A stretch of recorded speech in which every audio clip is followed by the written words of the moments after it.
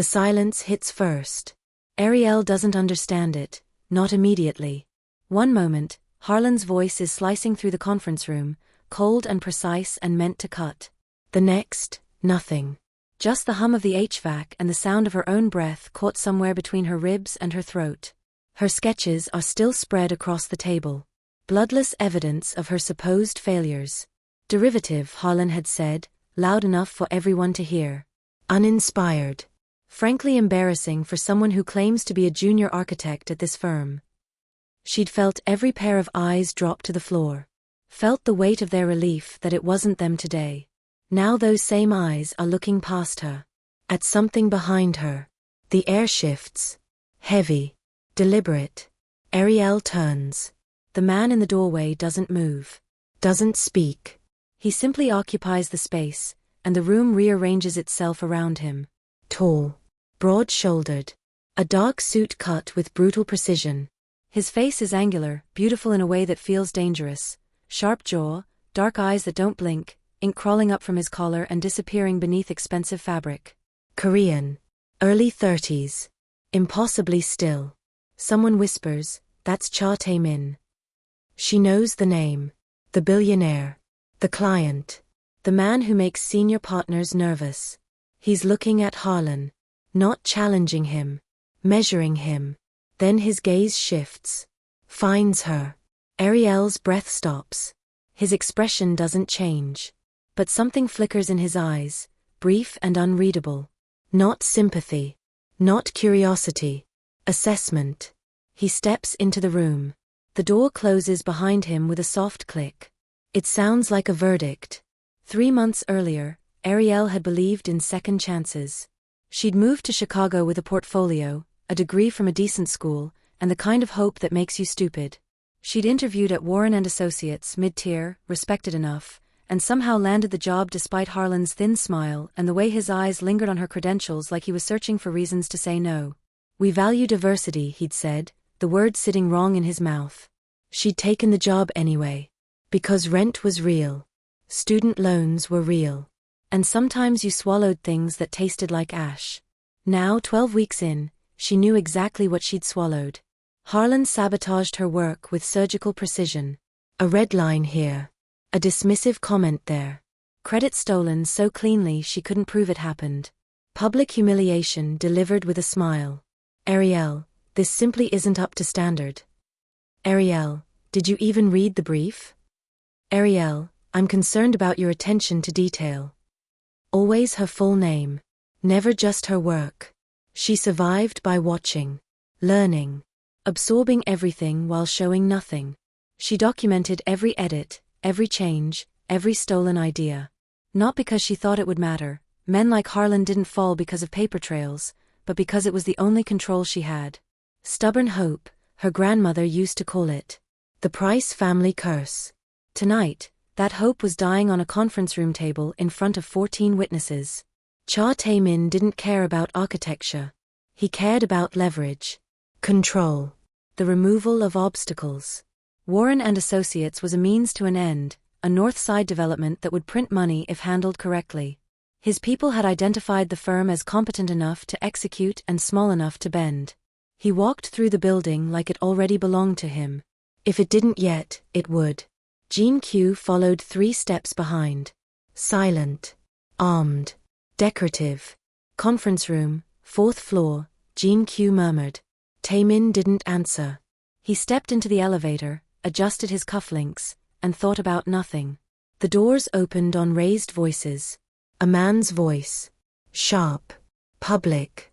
Cruel in the particular way that enjoyed witnesses. Tae-min didn't hurry. He never hurried. But his stride carried intent as he moved down the hall, and when he reached the door, he didn't knock. The scene arranged itself for him. A woman at the head of the table. Petite. Black. Late 20s, maybe. Sketches spread in front of her like evidence. Spine straight. Chin up. Hands steady. A man in his 50s, smugness radiating from him like heat. The kind who enjoyed this. Silence spreading as people noticed Tae-min. The woman turned. He saw her properly for the first time. Warm brown skin. Natural hair pulled back. eyes holding something fierce and fragile at once. Lips pressed together, holding the line. He saw the damage. He saw the defiance. Something shifted. Mr. Cha, the older man said quickly, smile sliding into place. We weren't expecting you until. Enough. One word. Low. Flat. The room obeyed it. Taemin walked to the table. He didn't look at anyone. Only at the sketches. He studied them. They were exceptional. Clean lines. Thoughtful space. Light treated like a language. Whoever made these understood that buildings were meant to hold people, not just impress them. He picked one up. His thumb brushed the corner. Initials in neat letters. A.P. He looked at the woman. Yours. Yes. Name. Ariel Price. He set the sketch down carefully. Then he turned to the older man. You were criticizing her work? I'm her supervisor. Harlan Webb. I was giving constructive. This is what I want. Silence. Harlan tried to recover. I've been in this industry for 25 years. And still missed it. Taemin didn't raise his voice. She will lead my project. A small sound left Ariel. Shock. Harlan flushed. Mr. Cha, she's junior. I don't think. I didn't ask. The sentence ended the conversation. Taemin looked at Ariel. Can you lead it? Yes. Good. He slid his card across the table. His fingers brushed hers, brief. Deliberate. We meet next week. Then he left. He didn't look back. Behind him, the room broke into sound. He did not smile. Ariel stood alone in the conference room, staring at the card in her hand. Heavy paper. Embossed name. A number and nothing else. Her hands were shaking. Harlan had left without a word. The partners had suddenly found her fascinating. The juniors looked at her like gravity had changed. 3 months of invisible. One man's attention. She should feel grateful. Instead, she felt watched. The way he'd looked at her, not through her, not past her, at her. The way he'd ended Harlan without raising his voice. The way his fingers had brushed hers. Nothing about Cha Taemin felt accidental. She pocketed the card and gathered her sketches. She didn't see the camera in the parking garage. Didn't know Taemin received confirmation she reached her car. Didn't know he'd already made calls. Didn't know anything had changed. But it had. 6 days later, Ariel arrived 15 minutes early. Glass. Steel. A building that looked like a threat. Security waved her through. The elevator was silent and mirrored.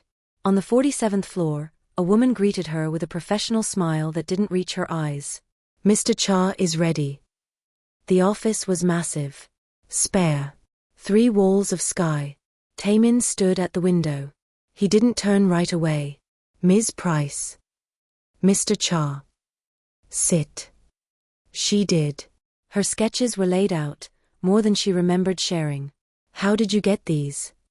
Your firm gave them to me. Harlan wouldn't.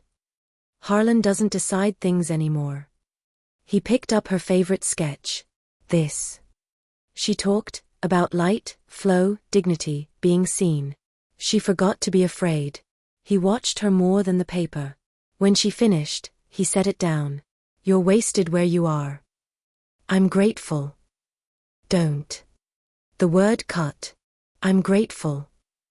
Don't. The word cut. He stepped closer, not crowding, but near enough to matter. You're not small, he said. You're being made small. Her throat tightened. You stood in that room and didn't break, he went on. That mattered. Why me? She asked. There are others. None of them are you. 4 words. No decoration. He stepped back. 6 months. Full control. You build it. She should ask about money. Deadlines. Instead, why? He studied her. I want to see what you do when no one is in your way. Not the whole truth. But enough. Okay, she said. I'm in. Good. He slid a folder across the desk. Read it.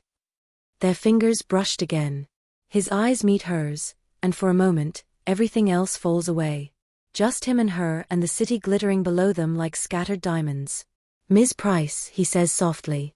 "You can say no to me any time. I want you to remember that. But you're not used to people saying no." "No." His smile sharpens. "I'm not." She stands, folder in hand, heart beating too fast. At the door, she pauses. "Mr. Cha." "Yes." "You don't intimidate me." It's a lie. They both know it. His eyes gleam. "Not yet." She leaves before he can see her shiver. 3 weeks in, Ariel is drowning in work, and loving it. Taemin's team is sharp, funded, and listens when she speaks. No one talks over her. No one edits her into invisibility. When she enters a room, people stand. It feels like oxygen. It also feels like standing too close to a flame. Because she still works at Warren and Associates. Which means she still has Harlan. And Harlan is furious. She feels it in his stare. In meetings he schedules for no reason. In the way he says special project, like it tastes bad. She ignores him. Until the hallway.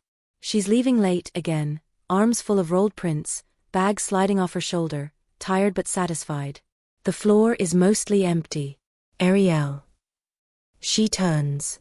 Harlan is too close. Blocking the elevator. "Harlan, I was just leaving. You always are." His smile is thin. "Too important now?" "That's not." "You think sleeping with clients makes you an architect?" The words hit like a slap. "Excuse me." "Everyone knows why he chose you."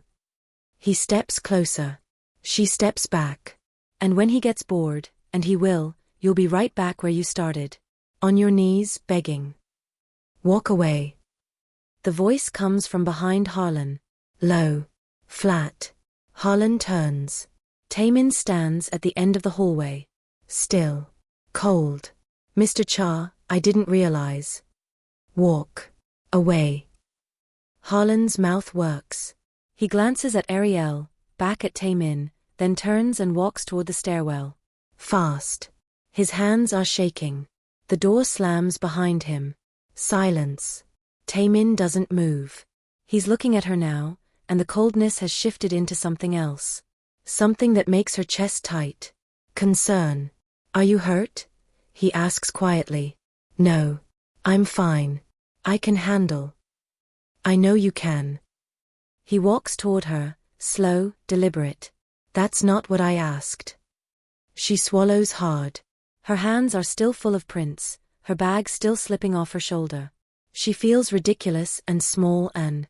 His hand reaches out, catches her bag before it falls. His fingers brush her arm. "Let me help you with these." "You don't have to." "I know." But he takes half the rolls anyway, and they walk to the elevator together in silence.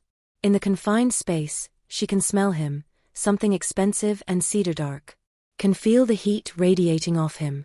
The elevator is mirrored, and she catches their reflection, her looking rumpled and shaken, him looking like violence wrapped in a suit. "He's wrong," Taemin says suddenly. She looks up at him. "What?" "What he said." His jaw tightens. "About why I chose you. He's wrong. You don't have to. I chose you because you're brilliant." His voice is flat, certain. "Everything else is coincidence." "Everything else." The words hang between them. The elevator reaches the parking garage. The doors open. Neither of them moves immediately. "Thank you," she says quietly. "For that." "Don't thank me." His eyes meet hers in the mirror. "I should have handled him weeks ago." Handled him.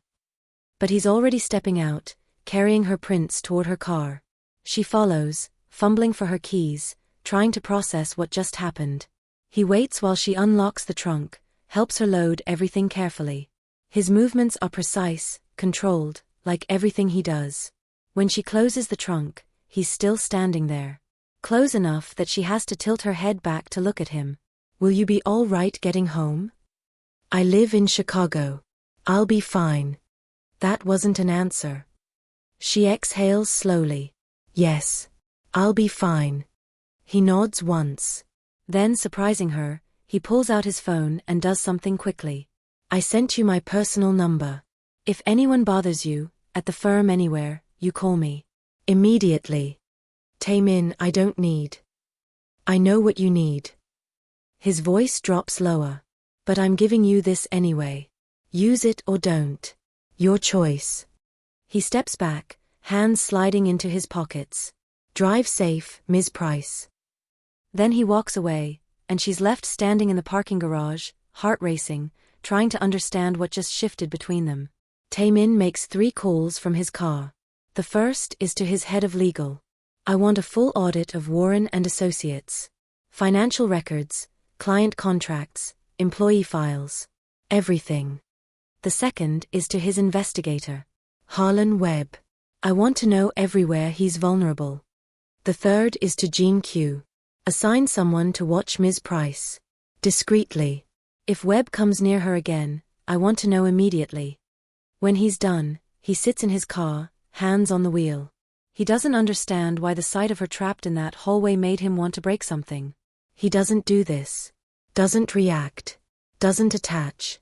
But her face, tight with pride, hurt burning under it, won't leave his head. He should have broken Webb's jaw. Telling him to walk away had cost restraint he rarely spends. His phone buzzes. A text from his investigator, already found something. Call me. Taemin allows himself a small, cold smile. Then he starts making plans. The romance builds in stolen moments and charged silences. A late-night design review where she's explaining her concept for the lobby, and he's standing so close she can feel his breath on her neck.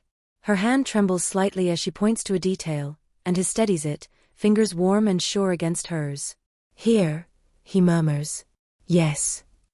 Her voice is barely steady. The light it'll catch here in the morning. Show me. So she does, and his hand stays on hers the entire time. An elevator ride where they're alone for 47 floors, and neither speaks, but the air between them crackles with everything they're not saying. She watches the numbers climb. He watches her. When the doors open, he steps aside to let her pass, and his hand brushes the small of her back, brief, possessive, gone before she can react. A dinner meeting that runs late. Just the two of them, the restaurant nearly empty, his team tactfully dismissed. She's exhausted, hair escaping its bun, jacket discarded, guard finally down. You're not eating, she observes. I'm watching you. The honesty of it steals her breath. Why? Because you're fascinating when you don't know you're being watched. He leans back, wine glass in hand. You stop performing. Stop trying to take up less space. I don't. You do. His eyes are dark, intent. You've been taught to be small. But you're not. You're the most alive person in any room you enter. She should deflect. Should laugh it off. Instead she asks, do I intimidate you? His mouth curves. Terrify me more like. Liar. Only about some things. He sets down his glass, leans forward. Not about you. The space between them feels charged, dangerous. You're very intense, she says quietly. I know. It's unsettling. I know that too. He studies her face like he's memorizing it. Do you want me to stop? She should say yes. This is her client. Her opportunity. She can't afford complications. But when she opens her mouth, what comes out is, no. His eyes flash with something dark and satisfied. Good, he says softly. Because I don't think I could. Another late night at his office. She's reviewing contracts, and he brings her coffee without asking, made exactly how she likes it, which means he's been paying attention. You don't have to serve me, she says, accepting the cup. I'm not serving you. He sits on the edge of his desk, close enough that his knee almost touches her shoulder. I'm taking care of you. There's a difference. Is there? Yes. He reaches out, tucks a curl behind her ear. The gesture is intimate, possessive. One requires subservience. The other requires giving a damn. Her skin burns where he touched her. You're very, she struggles for words. Forward. I'm efficient. His hand drops, but his gaze doesn't. I know what I want, and I don't see the point in pretending otherwise. And what do you want? The question hangs between them. He leans down, close enough that his lips almost brush her ear. You. Fully. Completely. Without reservation. Her breath catches. But only, he continues, voice dropping to a murmur, when you want it to. When you choose it. Not because I have power. Not because you're grateful. But because you can't imagine anything else. He straightens, steps back, giving her space. Until then, he says, all business again, we work. She sits frozen, heart slamming against her ribs, trying to remember how to breathe. The firm falls on a Tuesday morning. Ariel arrives at Warren and Associates to chaos. Police cars in the parking lot. Federal agents in the lobby. Senior partners being escorted out with bankers' boxes. Harlan, in handcuffs. She stands frozen in the entrance, trying to process the scene. Someone, one of the other junior architects, grabs her arm. Did you know? Know what? Fraud. Embezzlement. The feds have been investigating for weeks. Harlan was stealing from clients, falsifying billing records. It's everywhere. Ariel's stomach drops. She watches as Harlan is led past her. He doesn't look at her. His face is gray, defeated. She should feel triumphant. Vindicated. Instead, she feels sick. Because this doesn't feel like justice. It feels like execution. And she knows who signed the death warrant. She drives straight to Taemin's office. Doesn't call ahead. Doesn't schedule. Just shows up and tells his assistant that she needs to see him now. 5 minutes later, she's standing in his office, and he's behind his desk, face carefully neutral. Ariel. Did you do this? No preamble. No pretense. Be specific. Don't. Her voice shakes with fury. Don't play games with me. Harlan. The firm. The investigation. Did you do this? Silence. Then, yes. The confirmation lands like a physical blow. Why? You know why. Because he insulted me? Because he cornered me in the hallway. She's pacing now, can't stand still. You destroyed his entire life because of one conversation? No. Taemin stands, comes around the desk. I destroyed his life because he deserved it. The fraud was real, Ariel. The embezzlement was real. I just made sure someone actually looked. That's not the point. Then what is? You didn't tell me. Her voice cracks. You didn't ask me. You made this decision and executed it like I'm some damsel who needs saving. You did need saving, he says, voice hard. He was destroying your career, your reputation, your confidence.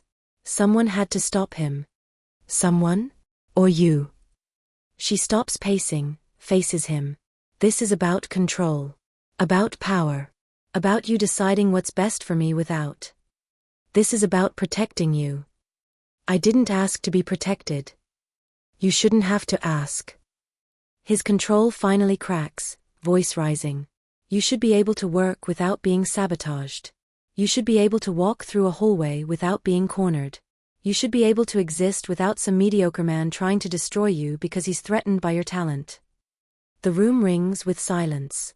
Ariel's chest is heaving. You still should have told me. Would you have let me do it? No. Exactly. He steps closer. You would have tried to handle it yourself. Tried to be strong. Tried to survive. His voice drops. I'm done watching you just survive, Ariel. That's not your decision to make. I know. He stops an arm's length away. I know it's not. I know I overstepped. I know you're furious. A pause. I don't regret it. The honesty of it, the complete lack of apology, makes her want to scream. You can't control my life. I'm not trying to control your life. I'm trying to clear the obstacles so you can actually live it. That's the same thing. No, it's not. He's so calm now, so certain, and it makes her angrier. Control would be telling you what to do. what to design, how to think. I'm not doing that. I'm removing the people who were. By buying the entire firm? Her voice is shrill now. That's your idea of not controlling things? I didn't buy it for control. His eyes bore into hers. I bought it because when I watched him humiliate you in that conference room, when I saw you trying so hard not to cry, something in me broke. And I realized I would burn down everything he'd ever built just to make sure he could never make you feel like that again. The confession hangs between them, raw and terrifying.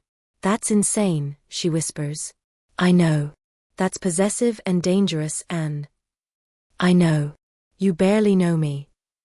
I know enough. He takes one more step, close enough now that she can feel the heat of him.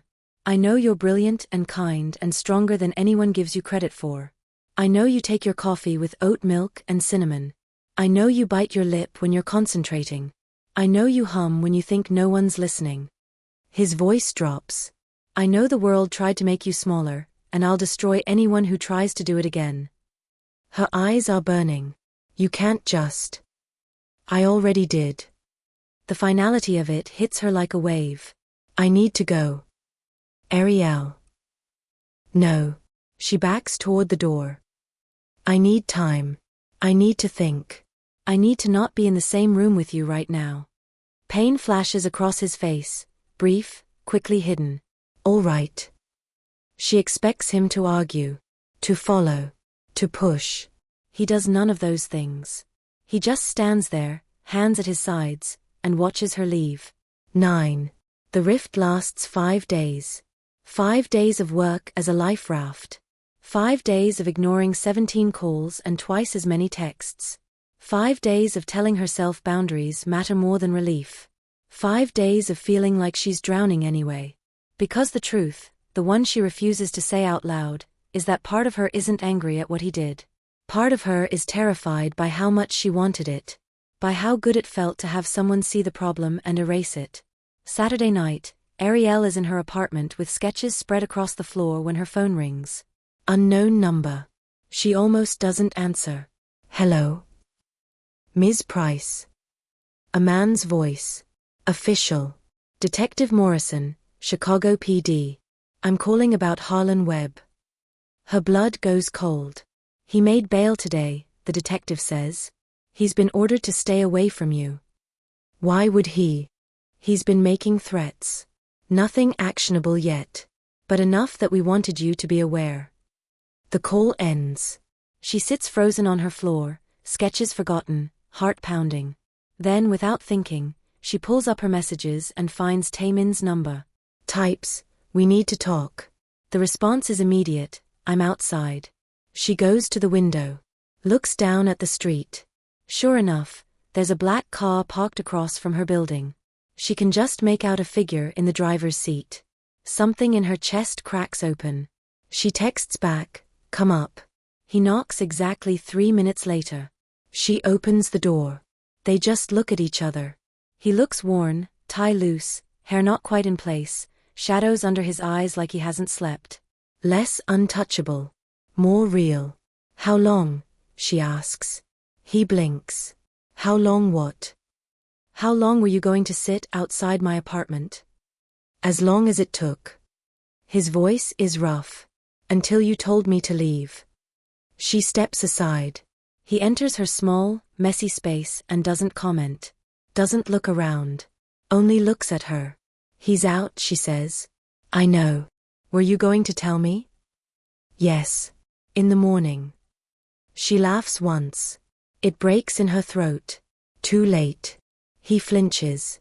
Why are you here, Taemin? She folds her arms around herself. Why are you really here? He hesitates. That alone is an answer. Because you being angry with me is worse than anything he could do. That's not enough. He steps closer. Carefully. Like she might vanish if he moves wrong. I don't know how to do this, he says. I know how to calculate. Control. Survive. A pause. I don't know how to care without breaking things. Her eyes burn. I watched you refuse to break, he continues. And something in me moved. I haven't been able to put it back. Taemin. I'm not safe, he says quietly. And I'm not gentle by default. But with you I try. That's the only truth I have. Tears slip down her face. You can't buy companies because someone hurts me. His mouth curves, barely. Watch me. That's not normal. I never said I was. She closes the distance and puts her hand on his chest. His heart is racing. I want honesty, she says. No more decisions about my life without me. Done. I want you to know I can stand on my own. I know. But I want someone who sees when I'm tired of standing alone. His hand covers hers. Presses it harder against his heart. I see you. I'm still angry, she says. I know. You can't do things like that without telling me. I know. But I understand why you did it. His arm tightens around her. He would have destroyed you eventually. I couldn't let that happen. I would have survived. You shouldn't have to just survive. He presses a kiss to the top of her head. You should get to thrive. She tilts her head back to look at him. What happened to Harlan won't just disappear. He's out on bail. Angry. Desperate. I know. Taemin. He won't touch you. There's absolute certainty in his voice. I promise you that. She should be worried about the darkness in his tone. Should question what he means. Instead, she trusts him. Okay, she says quietly. And for the first time in weeks, she feels safe. The danger comes 3 days later. Ariel is working late at the project site. The development is finally breaking ground, and she wants to supervise the initial work. It's after 9 when she finally packs up to leave. The parking lot is mostly empty. Floodlights casting long shadows. The sound of the city distant. She doesn't notice the figure until he's blocking her path to her car. Harlan. He looks worse than he did in handcuffs. Unshaven, eyes wild, clothes rumpled. You ruined my life, he says, voice shaking. Ariel's hand goes to her phone in her pocket. Harlan, you need to leave. There's a restraining order. I don't care. He steps closer, and she smells alcohol. 25 years. 25 years I built my reputation, and you destroyed it in weeks. You and your billionaire boyfriend. I didn't. Don't lie to me. His voice echoes across the empty lot. You slept with him. Manipulated him. Turned him against me. That's not what happened. Then what did happen? He's close enough now that she backs up against her car. One day I'm running that firm, the next I'm being arrested for fraud that he stops, breathing hard. I took a few shortcuts. Everyone does. But a full investigation? Federal charges? That doesn't just happen. Someone made it happen. Her heart is pounding, but she keeps her voice steady. You embezzled from clients, Harlan. You sabotaged my work. You made my life hell for 3 months. Whatever's happening to you now, you earned it. His hand shoots out, grabs her arm. You little. Let her go. The voice is death itself. Harlan spins around. Taemin is standing 10 feet away, Jean Q beside him and 2 other men she doesn't recognize. All of them look like violence waiting to happen. But Taemin. She's never seen him like this. Face carved from ice. Eyes absolutely empty. Every muscle coiled and ready. Terrifying. Mr. Cha. Harlan's voice cracks. His hand releases her arm. This is a private conversation. You have 3 seconds to walk away. Taemin's voice is soft. Conversational. Which somehow makes it worse. After that, what happens to you is no longer my responsibility. You can't threaten me. I'll call the police. 1. Harlan's face goes white. 2. This isn't over. I'll sue. I'll tell everyone what you. Taemin moves. One moment he's standing still.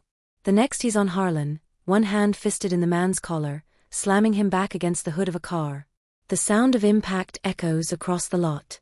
You were warned, Taemin says, voice utterly calm. You were given multiple chances to leave her alone. You chose this. Please, Harlan is gasping now, terrified. Please, I'm sorry, I'll. You'll never speak to her again. You'll never look at her. You'll never say her name. Taemin's voice drops to a whisper, but Ariel can still hear every word. If I find out you've even thought about her, I will make everything that's happened to you so far look like mercy. Do you understand me? Harlan nods frantically. Taemin holds him there for another moment, then releases him with a slight push. Jean Q will escort you off the premises. If you're ever within 100 yards of Ms. Price again, you'll disappear. And no one will ever find you. It's not a threat. It's a promise. Jean Q steps forward, gestures toward the parking lot exit. Harlan stumbles after him, not looking back. Silence. Taemin stands perfectly still, breathing carefully, like he's forcing himself back under control. Then he turns to Ariel. The coldness melts instantly, replaced by concern. Are you hurt? She's shaking, adrenaline and shock and something else. No. I'm fine. How did you? I've had people watching you. He moves to her carefully, like she might bolt. I know you're capable of taking care of yourself. But after he posted bail, I wasn't taking chances.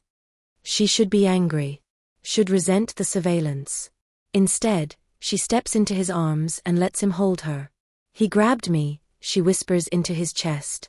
His whole body goes rigid. Did he hurt you? No. You stopped him before, her voice cracks. You stopped him. His arms tighten around her, one hand cradling the back of her head. You're safe. I promise. You're safe. They stand like that for a long time, surrounded by empty parking lot and city lights, until her shaking finally stops. Take me home, she says quietly. Your home or mine? She pulls back to look at him. Yours. Something shifts in his expression. Are you sure? Very sure. He studies her face for a moment, then nods. All right. Jean Q appears with her bag and laptop from where she dropped them. Taemin takes them, guides her to his car with a hand on her lower back. As they drive through the city, her hand finds his on the center console. He laces their fingers together and doesn't let go. His penthouse is glass and steel and city lights. She's been here before for meetings, but never like this. Never at night. Never with this intention. He makes her tea without asking, sets it on the coffee table, then sits beside her. Not touching, but close. Talk to me, he says quietly. I'm okay. Ariel. She sets down her mug, turns to face him. I saw you tonight. Really saw you. What you're capable of. I know. His jaw tightens. I'm sorry you had to. I'm not. The words surprise them both. I'm not sorry. Because I needed to see it. I needed to understand who you really are. He's very still. And what did you see? Someone dangerous. She reaches out, touches his face. He leans into it like he's starving for contact. Someone who would hurt people to protect me. Someone who doesn't apologize for it. A pause. Someone I trust completely. His eyes close. You shouldn't. Too late. He catches her hand, kisses her palm. I wanted to kill him. When I saw him grab you, his voice roughens. For a moment, I wanted him dead. But you didn't kill him. Because you were watching. Because I knew it would scare you. Because. He opens his eyes, and they're full of something raw. Because you make me want to be better than I am. She kisses him then, soft, deep, sure. He responds immediately, hands framing her face, pulling her closer. The kiss turns heated quickly, days of tension and fear and restraint finally breaking. Tell me what you need, he murmurs against her skin. You. Just you. He pulls back to look at her, eyes dark with desire. You have me. You've had me since the moment I walked into that conference room. She kisses him again, slower this time, savoring it. Bedroom, she breathes. He stands, lifting her with him like she weighs nothing and carries her through the penthouse. His bedroom is all dark wood and floor-to-ceiling windows, the city spread out below like a carpet of stars. He sets her down gently on the bed, then steps back.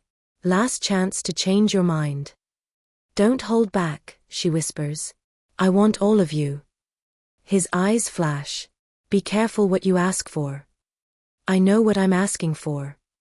And she does. Later, much later, they're tangled in his sheets, her head on his chest, his hand tracing lazy patterns on her bare shoulder. Stay, he says quietly. I'm not going anywhere. I mean permanently. Move in with me. She lifts her head to look at him. That's fast. I don't do things slowly. His eyes meet hers. But if you need time. I need to finish the project first. I need to prove to myself that I can do this on my own merit, not because I'm with you. You're already proving that. Everyone who sees your work knows you're brilliant. I need to know it. She touches his face. Give me 6 months. Let me finish the project, establish myself. Then ask me again. He's quiet for a moment, then nods. 6 months. But I'll stay here sometimes. When I want to. Deal. He kisses her forehead. Though I'm warning you now, I'm terrible at sharing space. I'm terrible at mornings. I'm possessive. I'm stubborn. I'm controlling. I'm independent. He grins, a real smile, rare and devastating. This is going to be a disaster. Probably. She kisses him. But it's our disaster. They fall asleep like that, wrapped around each other, and the city glitters below them like a promise. 6 months later, the building is finished. Ariel stands in the lobby she imagined, light falling exactly where she said it would, space breathing the way she planned, and feels it settle in her chest. She did this. The gala hums around her. Investors. Press. People who used to talk over her, now waiting for her attention. Across the room, Taemin looks up from a conversation. Their eyes meet. He doesn't smile wide, just enough to be hers. Someone touches her shoulder. Ms. Price. We're restructuring. I'd like you to lead our residential division. She opens her mouth. Taemin steps in, hand warm at her lower back. Steady. She's already taken another position. She looks at him. I have. He hands her a folder. Not flashy. Precise. You're firm. Everything ready. You decide. Inside, incorporation papers. Lease. Financing, from a bank, not him. You can throw it away, he says quietly. Or change it. Or say no. She closes the folder. Looks at the partner. Thank you, she says. But I'm building something of my own. The man nods and walks away. Taemin leans close. Proud of you. You set the stage. You walked on it. She smiles. Stay tonight.